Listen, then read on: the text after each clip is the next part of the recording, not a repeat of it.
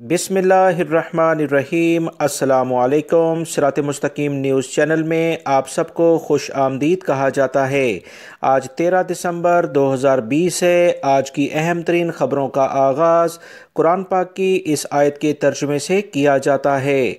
सूरह बकरा की आयत 81 में अल्लाह ताला इरशाद फरमाता है, यकीनन जिस किसी ने भी बुरे काम किए और वो उन बुराइयों में ही मुब्तला रहा तो ऐसे लोग ही दोज़खी हैं और वो हमेशा उसमें रहेंगे। अल्लाह ताला से दुआ है कि वो हमें इन कुरानी आयात और अहादीस को समझकर इन पर अमल करने की भी तौफीक अता फ़रमाए। आमीन। दोस्तों, आज की वीडियो में बहुत अहम मालूमात हैं। वीडियो पूरी देखिएगा, लाइक करके दोस्तों से शेयर भी कीजिएगा।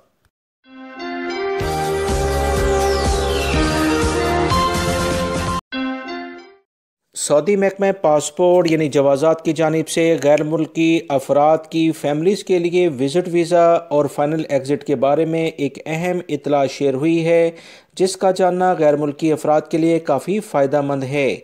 इत्तलात जो आई हैं वो तफसीलात कुछ ये हैं कि सऊदी अरब के महकमा पासपोर्ट एंड इमिग्रेशन यानी जवाज़ात ने बताया कि वो तमाम गैर मुल्की अफराद जो अपने मुल्कों में खरूज आऊद यानी कि एग्ज़िट रीएंट्री वीज़े पर जाते हैं, अगर वो वापस नहीं आते तो इन पर 3 साल की पाबंदी लगती है।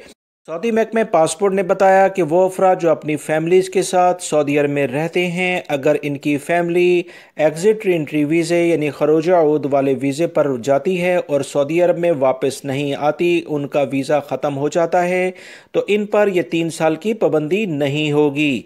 वो दोबारा से विज़िट वीज़े पर आ सकते हैं क्योंकि इनके पहले वीज़े पर कोई काम का अमल दखल नहीं था, वो किसी कंपनी के मुलाजिम नहीं थे, वो अपने सरबराह की कफ़ालत में थे, लिहाजा इस सिलसिले में इन्हें किसी भी किस्म की पाबंदी का सामना नहीं करना पड़ता है।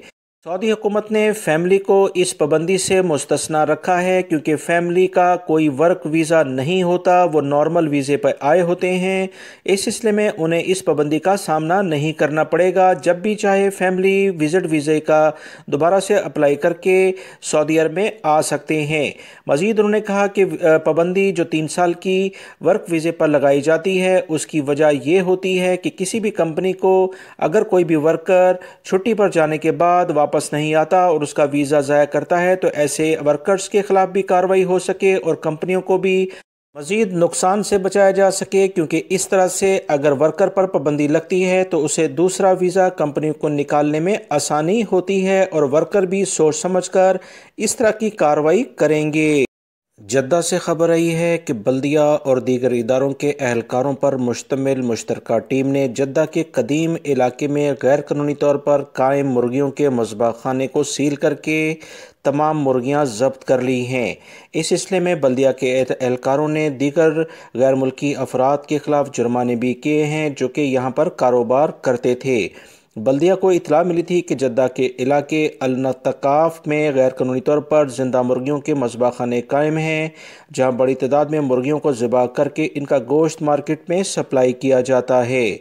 इत्तला मिलने पर बल्दिया और दीगर इदारों की मुश्तरका टीम ने फ़ौरन कार्रवाई की, दोनों मज़बा खाने को सील करके वहाँ रखी हुई मुर्गियाँ जब्त कर लीं और मुख्तलिफ़ गैर मुल्की अफराद को जिनका ताल्लुक़ बांग्लादेश और इंडिया से है, इन्हें गिरफ़्तार कर लिया है। गैर कानूनी मज़बा खानों में बरामद होने वाले तमाम आलात भी जब्त कर लिए गए हैं, जबकि दुकानों और इसके अतराफ़ को बल्दिया की टीमों ने सैनिटाइज़ किया ताकि वबाई मर्ज़ कोरोना के जो जरासीम यहाँ मौजूद हों वो सब ख़त्म किए जा सकें। सऊदी अरब में मौजूद इंडियन भाइयों के लिए अहम खबर है कि सऊदी अरब से 13, 14 और 15 तारीख को इंडियन एयरलाइंस की तकरीबन 6 के करीब फ़्लाइट्स जा रही हैं। लिहाजा वो तमाम इंडियन भाई जो कि अपने मुल्क जाना चाहते हैं, उनका फ़ाइनल एग्ज़िट लग चुका है, एग्ज़िट रीएंट्री वीज़ा उनके पास है, तो वो इंडियन एयरलाइन के ज़रिए अपने मुल्क में जा सकते हैं। इंडिया के लिए 13 तारीख को पहली फ़्लाइट दमाम से कोची और मुंबई के लिए रवाना होगी, जबकि दूसरी फ़्लाइट 13 तारीख को ही रियाद से अमृतसर और दिल्ली के लिए रवाना होगी। 13 तारीख को तीसरी फ़्लाइट जो है वो जद्दा से दिल्ली और लखनऊ के लिए रवाना होने जा रही है। 14 दिसंबर को दमाम से लखनऊ और दिल्ली के लिए रवाना होगी फ़्लाइट। 15 दिसंबर को 2 फ़्लाइट्स जा रही हैं। पहली फ़्लाइट जद्दा से मुंबई और कोझीकोड के लिए रवाना होगी, जबकि 15 तारीख को दूसरी फ़्लाइट रियाद से लखनऊ और दिल्ली के लिए जाएगी। इस बारे में आने वाले दिनों में मज़ीद कितनी फ़्लाइट्स जाएंगी वो तफसीलात आपसे इसी चैनल के ज़रिए शेयर की जाएंगी। सऊदी अरब में रहने वाले बहुत सारे गैर मुल्की अफराद जिनके अकामे ख़त्म हो चुके हैं, उनके साथ एक बहुत बड़ा मसला इस वक्त सऊदी इंजीनियरिंग में रजिस्ट्रेशन का है कि वो कैसे अपने आप को रजिस्टर्ड करवाएं। इस सिलसिले में सऊदी इंजीनियरिंग कौंसिल, जो कि अब बल्दिया के ज़ेर निगरानी काम कर रही है, यानी इस वजारत के निगरानी में सऊदी इंजीनियरिंग कौंसिल आ चुकी है, उनकी जानिब से बताया गया था, जिसमें वो तमाम गैर मुल्की अफराद जो सऊदी अरब में रहते हैं लाजमी तौर पर वो सर्टिफिकेट्स और वो डिग्री अगर उनके पास नहीं है तो वो अपना प्रोफेशन चेंज कर लें। अगर वो अपना प्रोफेशन चेंज नहीं करेंगे तो लाजमन उन्हें उस प्रोफेशन के मुताबिक अपनी डिग्री शो करनी होगी। इसके बगैर इनके अकामा अब तजदीद नहीं होगा। लाजमन सऊदी इंजीनियरिंग कौंसिल से इन्हें रजिस्टर्ड कराना है। ये वो इतलात हैं दोस्तों जो कई माह पहले से सऊदी इंजीनियरिंग कौंसिल की जानिब से जारी की गई हैं, जिसका जानना गैर मुल्की अफराद के लिए बहुत ज़्यादा ज़रूरी है। अब कोई भी अकामा बग़ैर डिग्री और डिप्लोमा की वेरिफिकेशन के तस्दीक नहीं होगा, क्योंकि सऊदी इंजीनियरिंग कौंसिल का लिंक जवाज़ात के साथ इस वक्त मिला हुआ है और जवाज़ात उसी वक्त अकामे अपडेट करता है जब सऊदी इंजीनियरिंग कौंसिल में ये रजिस्टर्ड हो चुके हों। बहुत सारे गैर मुल्की अफराद ने जवाज़ात और मकतब अमल से सवाल किया कि फ़ैमिली विज़िट वीज़ा कब से शुरू होने जा रहा है। इस सिलसिले में सऊदी महकमा पासपोर्ट की जानिब से बताया गया है कि फ़ैमिली विज़िट वीज़ा जब तक इंटरनेशनल फ़्लाइट्स बहाल नहीं हो जाती अभी जारी नहीं किया जा रहा है। लिहाजा वो तमाम गैर मुल्की अफराद जो अपनी फ़ैमिली को विज़िट वीज़े पर बुलाना चाहते हैं वो अभी कुछ इंतज़ार करें। मज़ीद मैं दोस्तों इस ख़बर में अपनी मज़ीद मालूमात ऐड करना चाहता हूँ।